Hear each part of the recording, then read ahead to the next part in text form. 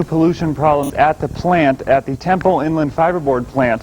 The Department of Environmental Protection reported to our newspaper exchange partner, the Clarion News, that there were emissions problems at the plant in early January. Now, according to the DEP, the plant was working well on January 3rd. But in a report filed with the DEP by the Temple Inland Fiberboard plant, there was a problem with the plant's filtering system on January 4th. And you're seeing some foul video of the plant. And the problem that happened on January 4th caused some emissions to be diverted from the plant. Now, the company that owns the plant, Temple Inland, has released a statement saying that Clarion is committed to making sure the RTO at the plant is installed and functioning at peak efficiency. So they're still working on, they insist that everything is safe at the plant, although some people who live in the area have said that they did smell some things and could tell that there were some emissions at the plant in early January. And speaking with some of those people from the plant today, they do say that they are working to resolve the problem, and the DEP has given them an extension on making everything back up grade where it's supposed to be. Reporting live, I'm Mark Despotakis. Back to you, Cynthia and Carrie. A $19.7 billion budget is what Pennsylvania Governor Tom Ridge is proposing. The proposed budget includes a slashing of taxes by nearly $640 million. Here's a breakdown of the governor's proposed budget. A 10-year phase out of the state capital stock and franchise tax, along with the elimination of the $200 minimum tax on small businesses. The use of the tobacco money for uncompensated care for uninsured Pennsylvanians. Also, Pennsylvania will be teaming up with Microsoft to create a PA PowerPoint. PA PowerPoint is the nation's first station-wide internet portal which aids businesses wishing to go online. Education is on the focus of the governor's proposed budget. A 3% increase for public school funding is expected in Clarion County. Nearly $1.3 million will be allocated. How will the local area school districts benefit? TV5's Mike Lockett spoke with the school superintendents to find out. Governor Ridge's new state budget proposal will include a 3% increase in basic education funding, which would amount to $110.3 million. The new proposal includes $2.5 million for a Standard & Poor's, a school evaluation system. $20 million will go to a new version of the Academic Recovery Act, which would target low-performance schools. The proposal includes a special education formula. All state districts would receive a minimum increase of 2%, while poorer schools would receive up to 8% of the money. TV5 spoke to Clarion Limestone Superintendent Richard Slack and Barry Knorr of the Keystone School District. Mr. Knorr noted the importance of funding proposals in rural school districts with high poverty and no substantial funding from a local tax base. Both Knorr and Slack noted that every time money is received for one program, it is taken out of another. Such proposals tend to rob Peter to pay Paul. This has been Mike Lockett reporting from Clarion for TV5. Charges of criminal contempt and endangering the welfare of a child have been dropped against a Clarion man. 44-year-old Daniel P. Dean Sr. is accused of refusing to return his children over to deputies as part of a protection of abuse order. Officials say that Dean will plead guilty to charges of resisting arrest and disorderly conduct. A Clarion man has waived his right to a preliminary hearing following accusations of throwing an object at a moving vehicle and injuring the driver.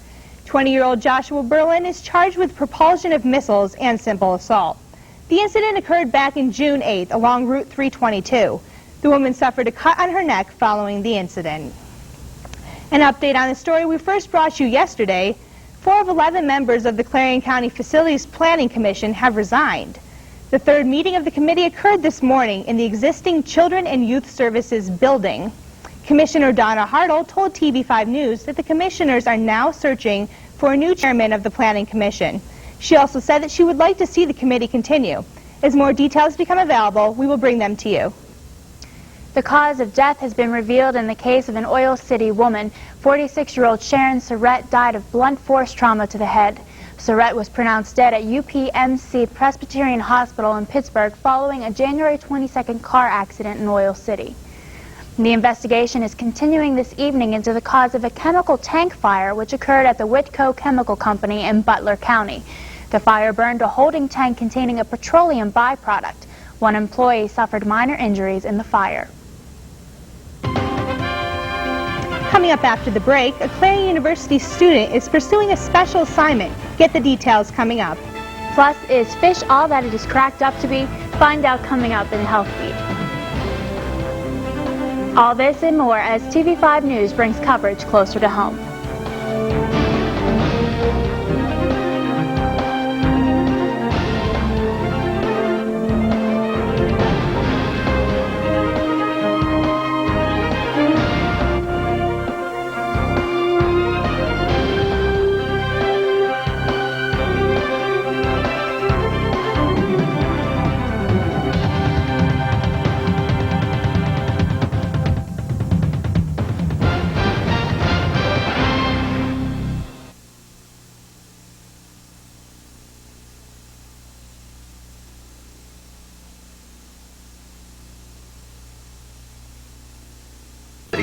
Why is it that students have such a problem here with? Tune into Feedback with Mark Despotakis every Tuesday and Wednesday night beginning at 7:30 p.m. We're totally out of time. No time to talk to you. We'll see you tomorrow. This is TV5 News at 8, live with Carrie LaPoo, Cynthia Walker, Brian Cook with sports, and Courtney Maines with your TV5 Weather Center forecast. Now from the news team bringing coverage closer to home, this is TV5 News. Welcome back to TV5 News at 8. And now an update on the continuing bridge work of Paint Township. We have the reporter Kate Skinner will be reporting. Okay, well, the package is slightly delayed right now, so we will move on. Now taking a look at Clarion University news, domestic violence will be the theme for a visual art project currently on display on the Clarion campus. The display will demonstrate women's survival stories in a way which celebrates the survivor's strength. Project coordinator Angela Bennick spoke with TV5 News to explain why the project is so important. I think a project like this is important because we need to show society, we need to show the world the reality of domestic violence. We need to not only show people that survivors of domestic violence have a lot of strength that needs to be celebrated, but we also need people to feel compassion for these survivors. We need people to recognize that this is a very ugly problem that hurts a lot of people, particularly. Okay, thank you, Kate. Okay, and now we'll have some more news on the bridge work which is continuing in Paint Township. Kate Skinner reports. Way to build bridges over Toby Creek, which was lost in 1996 due to the flash flood disaster. Not going through with the construction of the bridge in Paint Township would possibly cost more than actually moving ahead with the project. This development to rebuild the bridge to carry Brenneman Road to Toby Creek, which lies on the border between Paint and Highland Townships, is the controversy which they face. The two-lane bridge is expected to cost $854,000. Construction is still a long way off, but engineering of the project has already begun. Highland Township Supervisor Wes Somerville wasn't fond of the idea of replacing the bridge at first. However, their township has already too much money involved in the project to cancel it.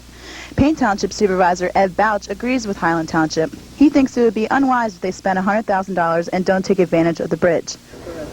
In conclusion, the two townships agreed to go forth with the project. In Paint Township, Kate Skinner, TV5 News.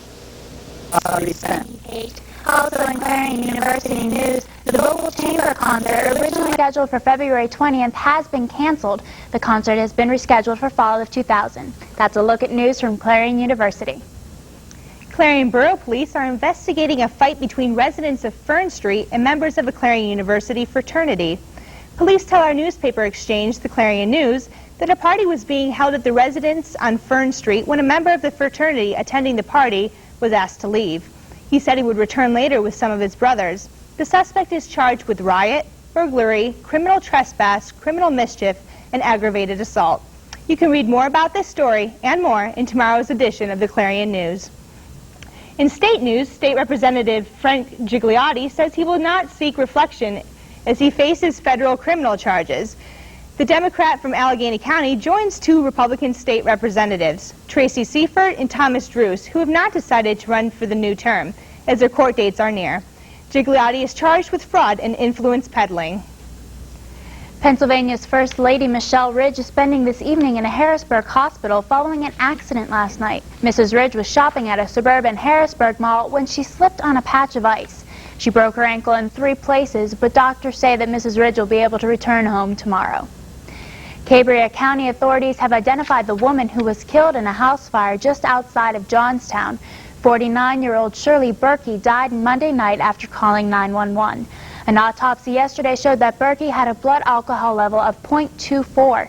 Investigators say that Berkey attempted to put the fire out herself. When firefighters arrived, they pulled her out of the house but were unable to revive her. A settlement has been reached with the 4 travel companies accused of making bogus pitches to thousands of unsuspecting customers for free vacations to Florida. Disappointed customers could be receiving a refund as soon as Friday. The suit came to light when 17 state attorney generals, including Pennsylvania's, sued their companies. A Pittsburgh man is facing charges that he illegally withdrew money from a church bank account. 41-year-old Theodore Pugh was charged last week with 21 counts of forgery and 1 count of theft. Prosecutors say that he wrote the checks in his name. Pugh waived his right to a preliminary hearing. Coming up after the break, today was unseasonably warm. Will it continue? Courtney Maines will be here with your TV5 Weather Center forecast. Plus, do you have enough fish in your diet? Health Beat follows the break in this look at today's stock report.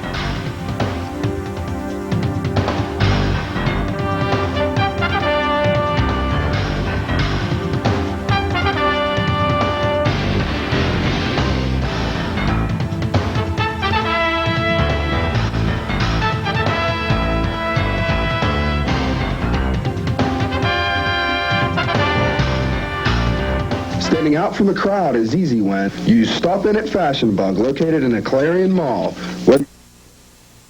Welcome back to TV5 News. In national news today, Boeing engineers and technical workers have walked off the job. Union members have been working without a contract since December. An offer from the company was voted down last week. The strike comes after 2 days of intense talks with a federal mediator. Better pay and benefits are the sticking points. The final stop is Delaware for Republican presidential candidate Steve Forbes. The Associated Press is reporting that Forbes is pulling out of the race following his 3rd place finish in the Delaware GOP primary yesterday. Advisors say that the announcement will probably come as early as tomorrow. Forbes spent nearly 4 years and millions of personal dollars in the effort. A Florida teenager has pled guilty to sending an email threatening Columbine High School in Colorado. 18-year-old Michael Campbell threatened to finish what 2 gunmen began last April. Campbell's lawyer said that he suffered from internet intoxication. Internet intoxication is defined as not being able to distinguish between real and cyber worlds. Campbell could get 5 years in prison when he is sentenced on April 28th. In tonight's Health Beat, little fish can have big benefits when it comes to fighting disease. Scientists are finding that omega-3, a fatty acid found in fish, is useful in reducing the risk of heart disease, arthritis, stroke, and breast cancer. Health experts are also finding that omega-3 may help prevent migraines, lower blood pressure, and reduce the effects of kidney disease and asthma. The latest research has found that the acid may also be beneficial in the treatment of depression. Experts say eating a can of sardines will help increase the amount of fatty acid in the body. Teaching children the basic safety lessons may help keep them safer in school and throughout the year. The National Fire Protection Association's Risk Watch program says that children should stay in their seats when riding the school bus and hold on to the handrails when getting on and off. When waiting for the school bus, stay 10 feet away from the curb, and children should wear a helmet every time they ride a bicycle. The experts also say that your child should walk his or her bike through a crosswalk, not ride it. For more information, call 1-800-SAFE-HOME. Temperatures today seem to have rebounded from earlier in the week. Will it last? Courtney Maines is here with your TV5 Weather Watch forecast.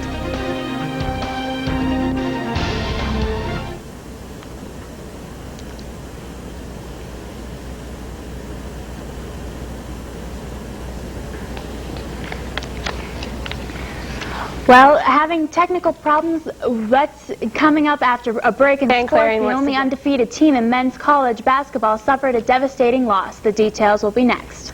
And Corey Pittman is in with a calendar of events. Stay with us as TV5 News brings coverage closer to home.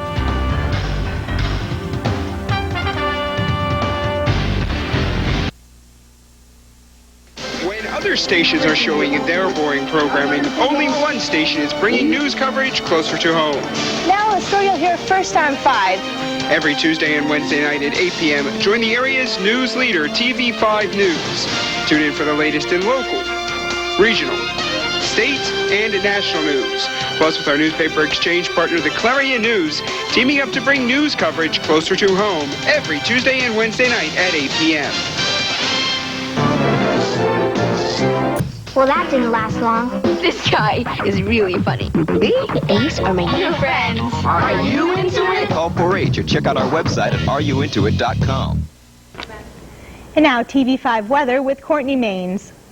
A beautiful day in Clarion once again, with sunny skies and highs in the mid-40s. It definitely felt like springtime outside. Taking a look at the satellite map, we can see that much of the east coast is still clear today, but with clouds moving in from the west and down from the north, we can see that during this weekend and late this week and early into the weekend, we're going to have some rain and snow showers. Moving on to the fronts map, we can see that there's a front coming down from Canada, sweeping down through much of the Midwest, down up into Erie, missing most of Pennsylvania, but just catching the tip of Erie. Moving on to the high temperatures of the day, we can see that temperatures are pretty much rising throughout most of the country. The north is rising with temperatures between the 30s and 40s, down to the Midwest with temperatures in the 40s and 50s, and down in Texas it's up into the 70s today. And looking at the precipitation map, we can see that the corners of Utah, the corners of Washington, Idaho, Oregon are all having rain and snow showers mixed, but Pennsylvania is still staying pretty clear for the day. On to the 5-day forecast. We can see Thursday there's going to be mostly cloudy skies, high of 44, low of 29. Friday we're going to have some showers with the highs of 44, lows of 24. Saturday we're going to have a combination of snow and rain showers with a high of 37, low of 17. Sunday is going to be partly cloudy with a high of 35 and a low of 19. And Monday is going to be partly rainy and snowy with a high of 41 and a low of 23. That's all for the weather. Back to you, Cynthia and Carrie. Thanks, Courtney. It's been a busy day in the world of sports, and Brian Cook is here to tell us what's happening. Brian? Thanks, Carrie. Doctors just revealed the reason as to why Derek Thomas died in surgery yesterday. The All-Pro linebacker and future Hall of Famer passed away due to a blood clot that was wedged between his heart and his lungs. Dennis Rodman, also known as the Worm, has signed with the Dallas Mavericks and could see some action tonight against the Sonics. Rodman feels that he belongs in the game of basketball and has made it to practice every day on time. Former Charlotte Hornets Bobby Field will be honored tonight against the Cavs. His number 13 will be retired to commemorate his life and the legacy of this extraordinary individual. He was killed last month in an automobile accident. Tiger Woods is still on the top and rising. This golf legend is number 1 in this week's World Golf Rankings. In second place, David Duval. Colin Montgomery is in third, and coming in at number 4 is Davis Love. Number 2 All-American wrestler Mark Angle is injured. Could this be the end of his career? Amy Ujadowski reports. Mark Angle is in a bit of trouble these days.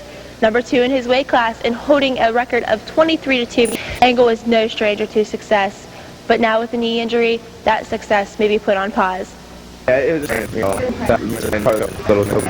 Mark will be out of the lineup this week, and he just won't be practicing this week, but he'll be conditioning and rehabbing his knee. So we'll take it week by week, and we have got 4 more weeks to the national qualifying tournament. So hopefully he'll be back to 100% by that time.